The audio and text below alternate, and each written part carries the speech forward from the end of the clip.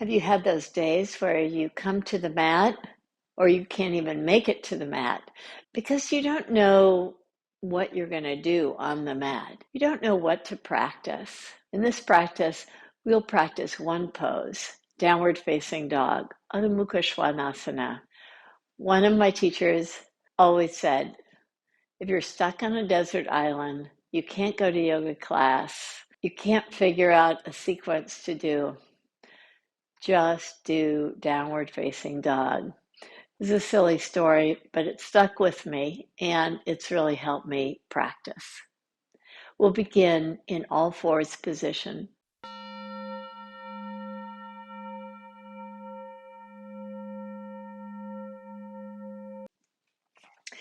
In all fours position, tuck your toes under. From your fingertips, press into the mat, spread your fingers, have your hands just slightly wider apart than shoulder width. Draw your pelvis back. Release your head.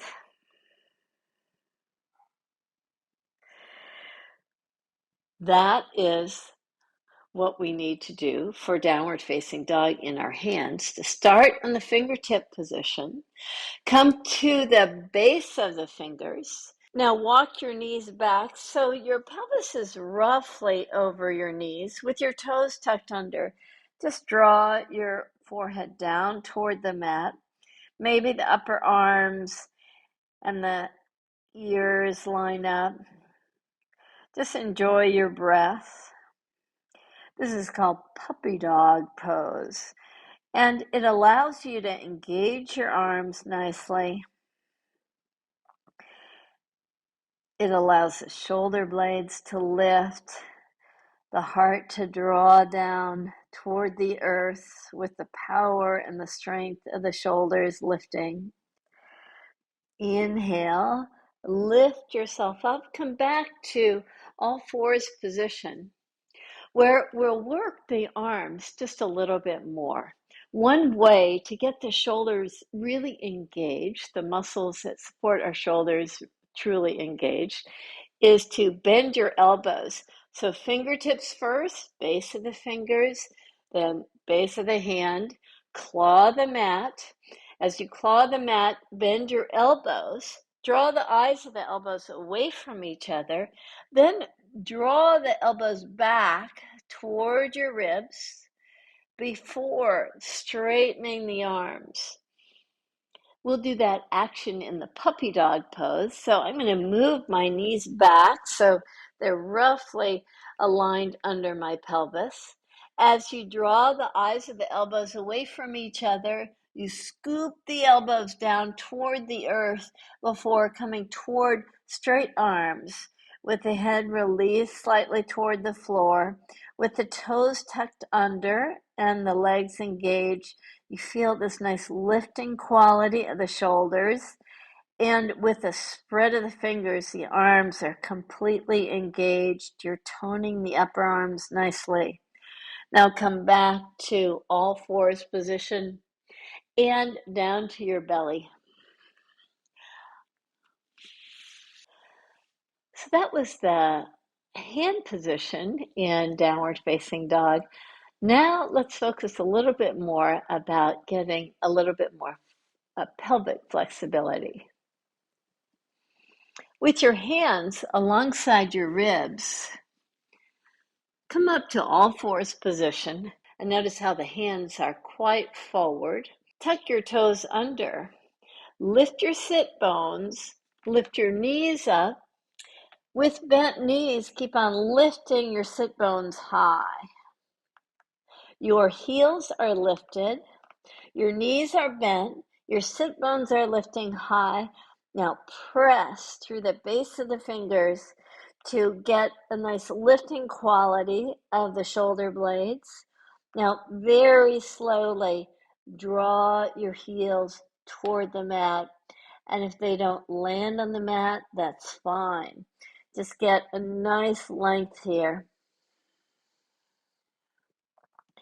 Release your knees down to the mat and come to your belly again. I like starting from the belly just because I feel like it gives us that customized alignment. We're each unique in our thoracic length, and to start in a position where we know exactly where to place our hands allows us to get a little bit more opening and freedom in downward facing dog. This time we'll have our feet as wide apart as the mat is. So come to your belly again. Place your hands alongside your ribs with spread fingers. Hug the elbows in toward each other. Come to all fours position with your toes tucked under. Take your feet as wide apart as the mat is. Lift your sit bones. Let the heart soften toward the mat. As you lift your knees up off the mat, sit bones are still lifting nicely. With this nice wide stance, you get a lot more freedom in the actions here. So you can just open the pelvis so much more. With the feet wide apart, you can access a nice lumbar curve. And now as you slowly come towards straight legs, you can keep that feeling of elongation in the spine as you reach your hands forward. Now come back to all fours position and down to your belly again. Just pause here for a moment. Release your head to your stacked hands, just to give your wrists a break. With your forehead pressing into your hands, I'm keeping my head lifted so that the sound doesn't get distorted. Just enjoy your breath.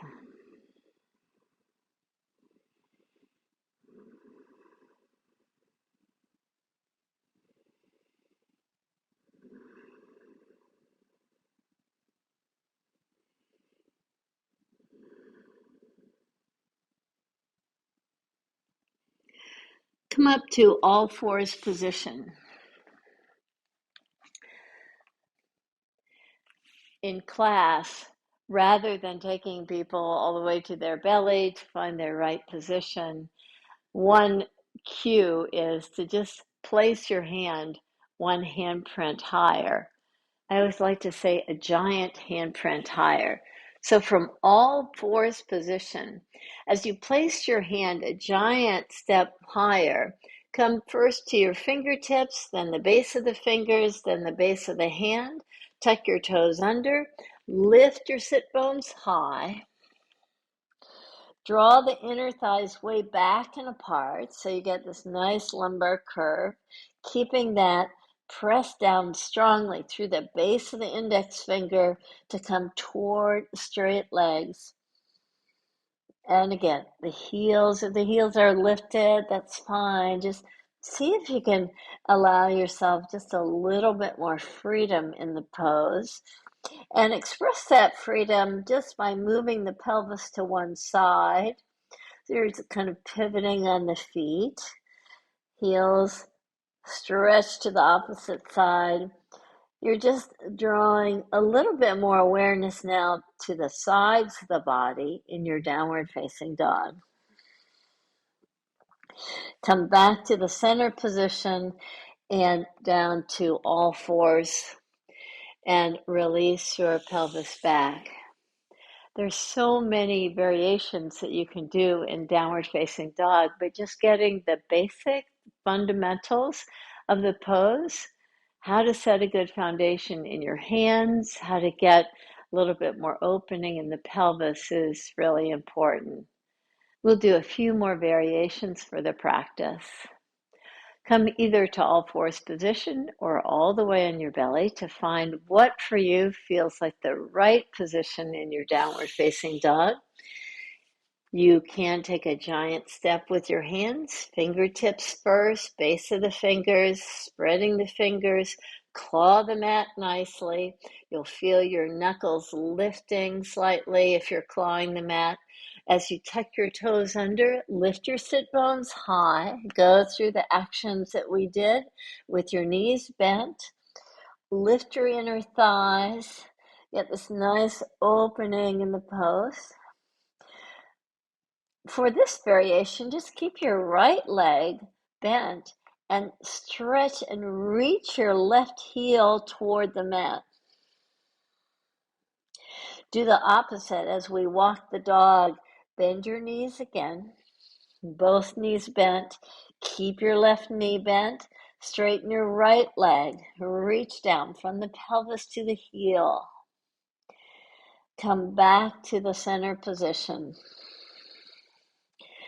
Now, as you slowly draw from the inner thighs back to get this nice spaciousness in the pelvic area, to get length in the spine, slowly come towards straight legs. Reach your right leg up. Bend your right knee. Just get this nice opening. And release your right foot down to the mat. Just to get a little hip extension here, we'll take the left leg back, bend the knee, draw the knee up as you just open up nicely, and slowly release your left foot down. Come down to all fours position and child's pose or puppy dog, whichever you prefer. So this exploration of downward facing dog is a practice. And as you draw your awareness a little bit deeper to the alignment aspects of the poses, to the foundation of the poses, it allows you to explore in your practice. And that exploration of these poses that we do again and again in our practice, just the repetition allows us to get more awareness and fullness in our practice. Continue your own exploration. Namaste.